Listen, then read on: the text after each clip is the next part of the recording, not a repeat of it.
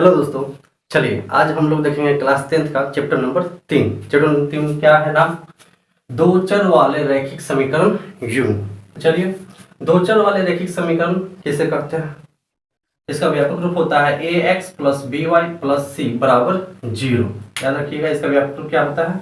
ए X plus B Y plus C बराबर 0, जहाँ ए बराबर नॉट 0 तथा बी बराबर नॉट 0 के रूप में जो समीकरण होता है उसे क्या कहते हैं? दो चर वाले रैखिक समीकरण।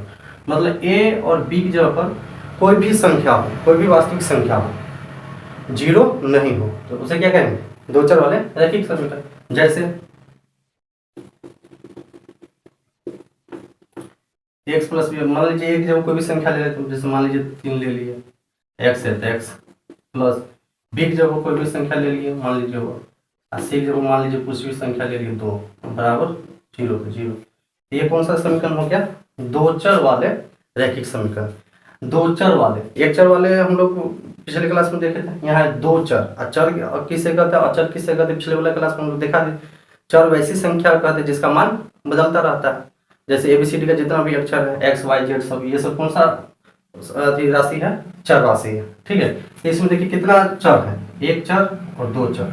दो चर, इसलिए इस समीकरण का नाम क्या है? दो चर वाले रैखिक समीकरण। रैखिक मतलब जिसका घात एक हो। यहाँ देखिए इसका घात कितना? एक है, यहाँ भी एक है, इसलिए इसका दो चर वाले रैखिक समीकरण इसका नाम है। ठीक है, ये हो गया। तो चलिए, कह रहा है इसके बारे में कुछ दो पॉइंट है। तो देखिए, कह रहा है कि दो चर वाले रैखिक समीकरण का अनगिनत हल होता है। कितना हल? अनगिनत हल होता है। ये याद रखिएगा, कभी कभी एग्जाम में पूछता रहता है कि दो चर वाले रैखिक समीकरण के कितने हल होते हैं? अनगिनत हल होते हैं। दूसरा, प्रत्येक x के मान के लिए y का हल वास्तविक संख्या में होता है। मतलब x का मान कुछ भी हम रखेंगे तो y का मान जो निकलेगा वास्तविक संख्या में निकलेगा। कैसे? तो चलिए दिखा देते हैं। दो चर वाले समझ गए ना, जिसमें दो चर हो, एक चर ये हो गया, एक चर ये, दो चर वाला हो गया। बहुत सारे होगा, जैसे मान लीजिए जैसे मान लीजिए 5x माइनस 7y प्लस 3 बराबर 0। ये भी कौन सा समीकरण हो गया? दो चर वाला। x है, एक y, तो दो चर वाला रैखिक समीकरण, क्योंकि घात एक है इसलिए रैखिक है। दो चर इसलिए दो चर वाले रैखिक समीकरण। तो चलिए हम हल करके दिखाते हैं। जैसे मान लीजिए इस समीकरण को हम हल करते हैं, यक्स के मान कुछ भी रखते हैं, लिखेंगे जब x बराबर 0। इस समीकरण में जो है x के मान 0 रख के देखते हैं तो y का मान जो निकलेगा कैसा निकलेगा? वास्तविक संख्या में निकलेगा। तो चलिए निकलते, जैसे तो हो जाएगा क्या? यहाँ 3x है तो 3 गुने x है ना, तो यहाँ हो जाएगा 3 और गुने x जब हम क्या देंगे 0 प्लस 5y तो 5y प्लस 2 तो 2 बराबर 0। तो देखिए 3 से 0 गुना होगा तो 0 प्लस 5y अब प्लस 2 बराबर 0। अब एक एक अंक क्या करेंगे? बराबर 2 साइड ले जाएंगे। समीकरण में इसी तरह हम लोग बनाते हैं। तो प्लस 2 है, उधर ले जाएंगे तो 5y पहले इधर का संख्या उतार लेते हैं, बराबर 0 का मतलब तो कुछ होता नहीं है। प्लस 2 इधर आएगा तो -2। अब सिर्फ बचा 5, अब 5 उधर ले जाना है तो सिर्फ y इधर बच जाएगा, तो लिखेंगे इसीलिए y बराबर -2 तो पहले से है। y इधर देखिए क्या चिन्ह है, y के साथ संपर्क में है 5 इधर आएगा तो भाग में हो जाएगा, इधर गुना में इधर आएगा तो भाग में हो जाएगा। समीकरण में क्या होता है? चिन्ह बदलता रहता है। प्लस वाला को बराबर उस साइड ले जाएंगे तो माइनस हो जाएगा, माइनस वाले को उस साइड ले जाएंगे तो प्लस हो जाएगा, गुना को उस साइड ले जाएंगे तो भाग में बदल जाएगा, भाग को उस साइड ले जाएंगे तो गुना में बदल जाएगा। चिन्ह क्या होता है? बदलता रहता है। तो देखिए यक्स का मान 0 रखे हैं, यक्स बराबर 0 रखे तो वाई का मान कितना आया? -2/5। वास्तविक संख्या आया 2/5। इस मान लीजिए फिर हम एक रखते हैं। चलिए एक रख के देखते हैं वास्तविक संख्या आता है कि नहीं वाई का मान। एक्स बराबर 1 रखते हैं तो देखिए 3 गुने एक्स है तो 3 गुने एक्स के जब हम क्या रखेंगे 1 प्लस 5y है तो 5y प्लस 2 तो 2 बराबर 0। 3 का 3 प्लस 5y प्लस 2 बराबर 0। 3 और 2 जुट जाएगा, दोनों जुट जाएगा तो बचा इधर 5y अब प्लस 3 और 2 5 बराबर 0। और 5 उधर ले जाएंगे, ये इधर ही रहेगा, +5 इधर आएगा तो -5। अब y बचा के ले तो लिख देंगे, इसलिए y बराबर 5 -5 उधर पहले से है, अभी 5 इधर ले जाएंगे तो देखिए इधर गुना में है, इधर आएगा तो भाग, कर दिया 5 से 5 1 मोड़ में, एक -1। यहाँ भी देखिए y का मान कितना आ गया, -1। तो x का मान रखे हैं कितना 1, तो y का मान कितना आया, -1। तो कहने का मतलब ये कि इसको हम जितना हल करेंगे उतना निकलेगा। तो कहने का मतलब कि 2 4 वाले रैखिक समीकरण कितने हल होता है, अनगिनत हल होता है। तो ये जो समीकरण 2 4 वाले रैखिक समीकरण, ये हम लोगों को क्लास 9th या 8वां में पढ़ लिए होंगे, ठीक है। हम लोग को 10वां क्लास में जो पढ़ना है 2 4 वाले रैखिक समीकरण नहीं, 2 4 वाले रैखिक समीकरण युग्म के बारे में हम लोग को क्लास 10th में पढ़ना है। तो चलिए हम लोग देखते हैं 2 4 वाले रैखिक समीकरण युग्म। तो 2 4 वाले रैखिक समीकरण युग्म का व्यापक रूप क्या होता है, a1x + b1y + c1 = 0, a2x + b2y + c2 = 0। याद रखिएगा ये व्यापक रूप है। जैसे इसको हम लिख दे समीकरण के रूप में, तो जैसे 2 4 वाले रैखिक समीकरण का युग्म मतलब क्या होता है, जोड़ा। तो वही 2 को लिख दीजिएगा 2 4 वाले रैखिक समीकरण, तो वही हो जाएगा 2 4 वाले रैखिक समीकरण युग्म। जैसे मान लीजिए लिख दिया 5x + 3y + 2 = 0। ये क्या है, 2 4 वाले रैखिक समीकरण। हमको पढ़ना 2 4 वाले रैखिक समीकरण युग्म, तो मतलब एक और लिख देंगे, जोड़ा पुर जाएगा। जैसे मान लीजिए 3x - 5y + 3 = 0। यही क्या हो गया, 2 4 वाले रैखिक समीकरण युग्म। एक वो है तो 2 4 वाले रैखिक समीकरण, ये 2 लिख दिया तो 2 4 वाले रैखिक समीकरण युग्म। तो हम लोग क्लास 10th में जो है इसी के बारे में पढ़ना है, 2 4 वाले रैखिक समीकरण युग्म के बारे में। इसके बारे में पॉइंट नोट कीजिएगा। 2 4 वाले रैखिक समीकरण युग्म का एक हल भी होता है, मतलब एक हल भी होगा, अनेक हल भी होगा, बहुत सारे भी आंसर आएगा, या एक भी हल नहीं होगा। ध्यान रखिएगा 2 4 वाले रैखिक समीकरण सिर्फ पूछे 2 4 वाले रैखिक समीकरण के कितने हल होते हैं, तो एक ही हल होते हैं। अब पूछेगा 2 4 वाले रैखिक समीकरण युग्म जब भी बोल उसके कितने हल होते हैं, तो उसके एक हल भी हो सकते हैं, अनेक हल भी हो सकते हैं, या कोई भी हल नहीं हो सकते हैं। ठीक है, तो ये पॉइंट याद रखिएगा। तो हम समीकरण जो है हम देख के कैसे पता करेंगे कि इसका एक हल होगा या अनेक हल होगा या कोई भी हल नहीं होगा। सॉल्व करेंगे तो करते रह जाएंगे। तो सिर्फ हम लोग समीकरण देख के ही पता कर लेंगे कि इसका एक हल होगा कि अनेक हल होगा या कोई भी हल नहीं होगा। तो वो कैसे पता करेंगे, तो चलिए उसके लिए कुछ सूत्र होता है, तो चलिए उस सूत्र के बारे में जानकारी लेते हैं। तो पहला फॉर्मूला ये है, याद रख लीजिएगा, यदि a1/a2 = नॉट b1/b2 हो तब क्या होगा, तब ऐसे समीकरण में कितने हल होगा, एक ही हल होगा। और ऐसे समीकरण युग्म को अविरोधी समीकरण युग्म कहेंगे। ठीक है, इसे संगत समीकरण भी कहेंगे। और इसका आलेख कैसा होगा, प्रतिच्छेदी रेखा में होता है। जैसे समीकरण हम देख के ही बता देंगे कि इसका कितना हल होगा। जैसे मान लीजिए कि एक समीकरण दिया हुआ है, मान लीजिए दिया है 2x + 5y - 3 = 0, और मान लीजिए कि दिया हुआ है 5x + 3y - 5 = 0। ये क्वेश्चन है। तो अब ये जो कितने कौन सा समीकरण है, तो 2 4 वाले रैखिक समीकरण युग्म है, क्योंकि 2 को दिया है तो 2 4 वाले रैखिक समीकरण युग्म हो गया। अब इस समीकरण को पूछा जाएगा कि कितने हल होंगे, इसका आलेख कैसा होगा। तो हम लोग हल करके पता करेंगे तो करते रह जाएंगे। तो समीकरण देख के ही हम लोग पता कर लेंगे इसके कितने हल होगा या नहीं होगा। तो चलिए देखिए पता करते हैं। तो देखिए पहला फॉर्मूला 3 फॉर्मूला है। तो पहला फॉर्मूला कि यदि a1/a2 = नॉट b1/b2 हो तब, तो देखिए इसका a1 कितना है, a1 ऊपर वाला ये हो गया a1, ये हो गया b1, ये हो गया c1। इसमें a1 b1 c1 है, ये तो abc है, लेकिन a1 ऊपर है तो ये a1 नहीं होगा। यहाँ ये पहला समीकरण है, इसलिए a1 b1 c1 है, ये दूसरा समीकरण है, इसलिए इसमें हो जाएगा ये a2 हो जाएगा, ये b2 हो जाएगा और ये c2 हो जाएगा। तो a1 का मान कितना है, 2 है, b1 का मान कितना है, 5 है, और C1 का मान कितना है, -3 है। ठीक है, उसी तरह A2 का मान कितना है, 5 है। और B1 का मान B2 का मान कितना है, 3 है। और C2 का मान कितना है, -5 है। तो A1 A2 B2 C1 A2 A1 B1 C1 A2 B2 C2 निकाल लेंगे हम लोग। कैसे निकालेंगे देख लीजिए। ऊपर में पहला समीकरण है, इसलिए A B C, दूसरा समीकरण है तो A2 B2 C2। इसको हम जांच करेंगे कि कौन सा फॉर्मूला पे बैठता है। तो देखिए पहला फॉर्मूला हम लोग क्या है, A1/A2 बराबर B1/B2 बराबर C1/C2 होता है। तो जांच करें तो A1/A2 लिखते हैं। तो A1/A2, तो A1 का मान कितना है, 2, तो 2 बराबर A2 का मान कितना है, 5। उसी तरह अब B1 का जांच करेंगे। तो B1 का मान कितना है, अब B1/B2 देखेंगे।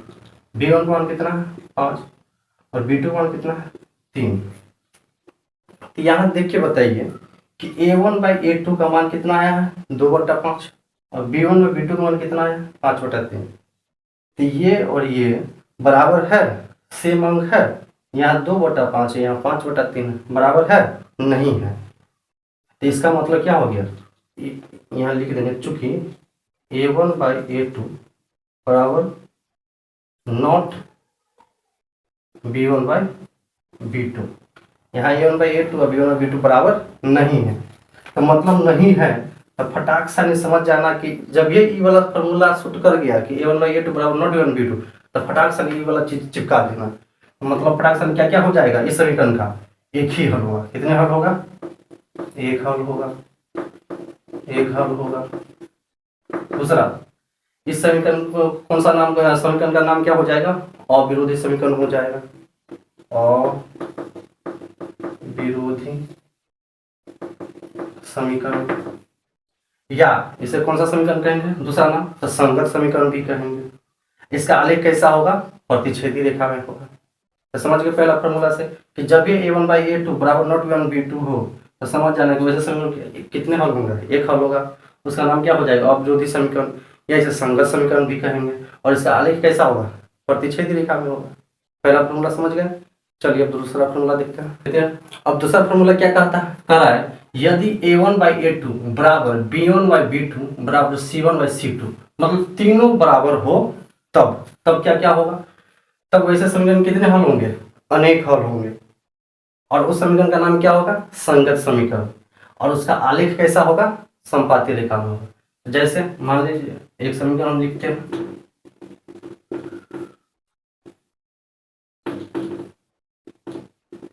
जैसे मान लीजिए कि हम लिख दिए 2x + 5y - 10/0। यहाँ मान लीजिए कि हम लिख दिए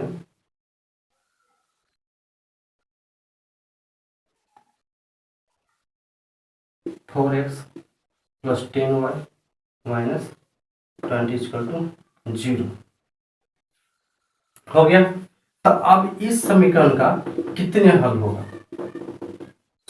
कितने हल होगा कि नहीं होगा, कि अनेक हल होगा। तो ये कैसे करेंगे, देखिए तो इस फॉर्मूला, दूसरा फॉर्मूला क्या कर रहा है, तो पहले क्या करेंगे हम लोग, होगा कि नहीं होगा, जांच लेंगे। A1 B1 C1 A2 B2 C2 ये सब निकाल लेंगे पूरा।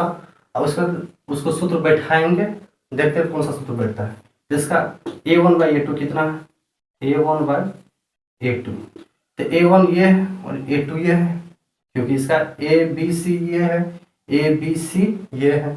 ये पहला समीकरण इसलिए A1 है, B1 है, C1 है। ये दूसरा समीकरण इसलिए A2 है, B2 है, C2 है। तो A1 ऊपर वाला हो जाएगा 2, A2 का मान 4, कटने वाला है कितना आ जाएगा, 2 से 2 दूनी 4, मतलब 1/2 हो गया। उसी तरह B1/B2, तो B1 ऊपर में 5 है, नीचे में B2 कितना है 10, कट जाएगा, ये भी कितना आ जाएगा 1/2 हो गया। अब C1/C2 निकालते हैं। तो C1 का मान कितना है, -10, और C2 का मान कितना है, -20। माइनस से माइनस कट गया, 10 से 10 दूनी 20, मतलब 1/2।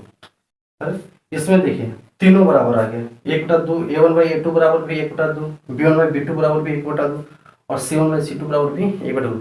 मतलब तीनों क्या हो गया, बराबर हो गया। तो समीकरण के दूसरा सूत्र क्या कह रहा है कि यदि तीनों बराबर हो, A1/A2 बराबर B1/B2 बराबर C1/C2, जब ये तीनों बराबर आ जाए तो फटाक से कौन कौन नियम हो जाए, तब ऐसे समीकरण कितने हल हो जाएगा, अनेक हल हो जाएगा।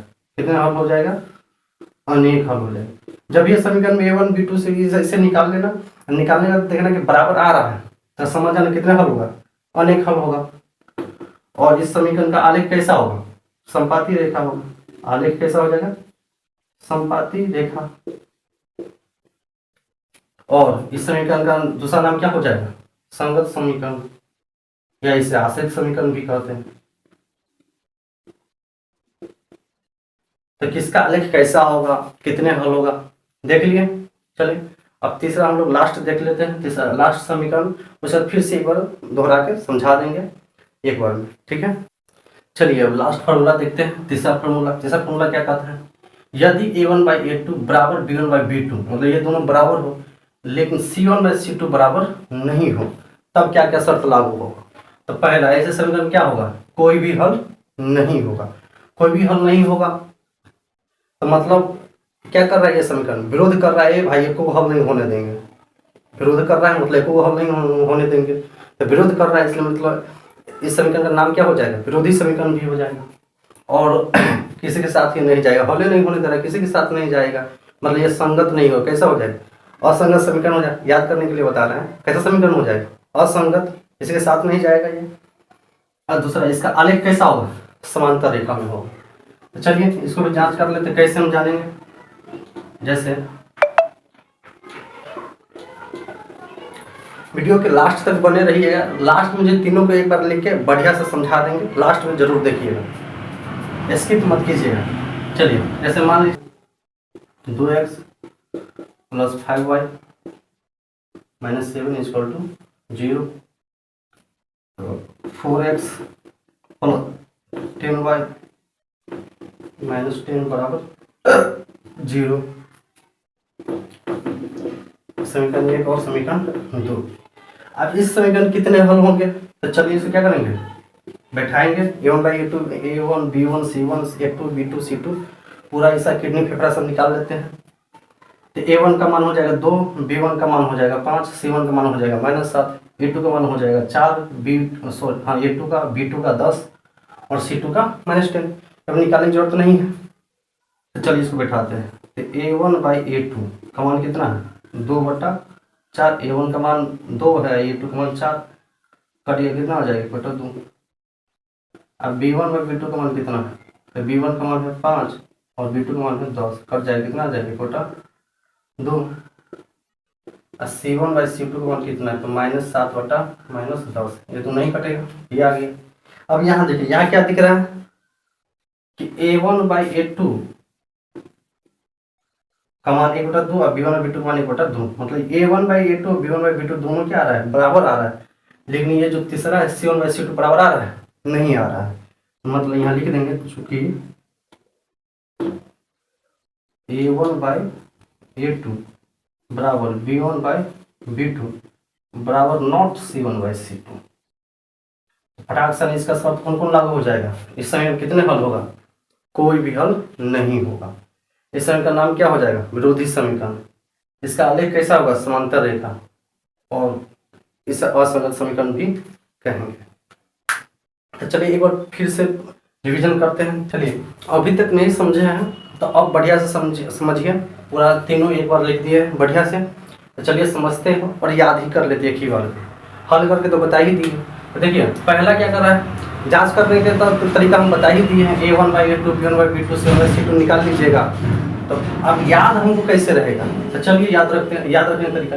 तो पहला याद है कि यदि A1/A2 बराबर नॉट B1/B2, जब पहला और दूसरा ही बराबर न हो तो समझ पहले ही रोक लगा दिया, एक ही बार में रोक लगा दिया, एक ही बार में आगे बढ़ नहीं दिया C1/C2 तक, तो एक ही बार में रोक लगा दिया, तो मतलब इसका हल कितने होगा, एक हल होगा।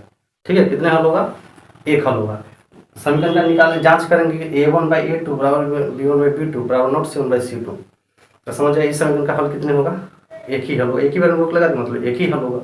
और क्या किया है, विरोध तो किया है लेकिन ज़्यादा विरोध नहीं किया है, मतलब हल होने दिया, एगो हल तो होने दिया, तो विरोध नहीं किया है। तो विरोध नहीं किया मतलब कैसा समीकरण हो जाएगा, अविरोधी। विरोध नहीं किया इसलिए कौन सा समीकरण हो जाएगा, अविरोधी समीकरण।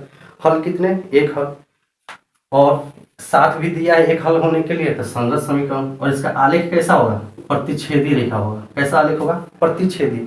आलेख मतलब क्या, तो देखिए हम लोग बहुपद चैप्टर में पढ़े हैं कि कोई भी दो रेखा है, एक रेखा मान लीजिए ये है, एक रेखा ये है, तो एक दूसरे को जितने बिंदु पर काटता है उसका शून्यक उतना ही होता है। उसमें देखें इसमें क्या करेंगे, इसमें क्या देखेंगे कि जितना बिंदु पर काटेगा उसका हल उतना ही होगा।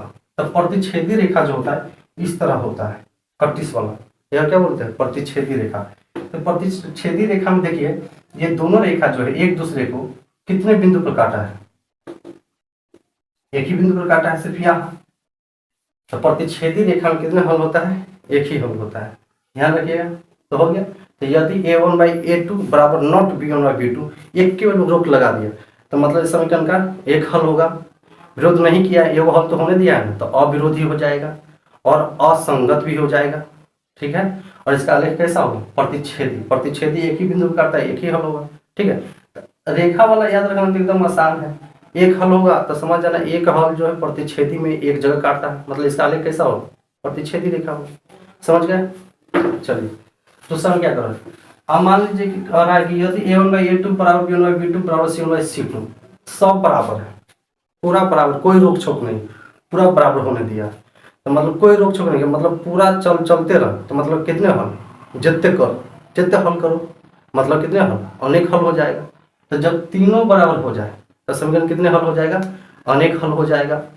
और कोई विरोध भी नहीं किया इसलिए इसका नाम क्या हो जाएगा, अविरोधी हो जाएगा। और साथ भी दिया है तो संगत हो जाएगा, ठीक है। और इसका आलेख कैसा होगा, तो संपाती रेखा। कैसा रेखा, संपाती रेखा। तो देखिए संपाती रेखा कैसा होता है, तो मान लीजिए एक रेखा है, दूसरा रेखा जो है इसी पर चढ़ जाएगा, वहीं पर चढ़ले चल जाएगा, इसी पर चढ़ले चल जाएगा। तो बताइए वो जो पहले से रेखा था एक और रेखा उसको चढ़ा दिए, तो उस रेखा को कितने जगह पर काटा, तो धरल्ला से कटते चल गया, इसी आलेख को क्या बोलते हैं, संपाती रेखा, ठीक है। तो कटले चल गया मतलब कितना हल होगा, तो भाई गिन लो कितना हल होगा, गिनाएगा नहीं ना, मतलब कितने हल हो जाएगा, अनगिनत हल हो जाएगा। तो ठीक है, तो जब सब कटले चल जाएगा पूरा बराबरी आ जाए तो कितने हल, अनेक हल होगा। इसका आलेख कैसा होगा, संपाती रेखा। संपाती रेखा मतलब एक रेखा पर एक और रेखा चढ़ जाए उसे क्या बोलते हैं, संपाती रेखा। और संगत समीकरण भी होगा, तो समझ गए।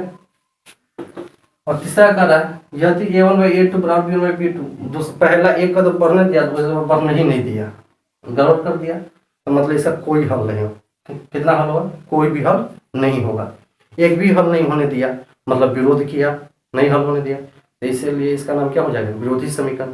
साथ भी नहीं दिया इसलिए असंगत। और इसका आलेख जो होगा कैसा होगा, समांतर रेखा हो। कैसा, समांतर रेखा, मतलब एक को जगह नहीं मिलेगा।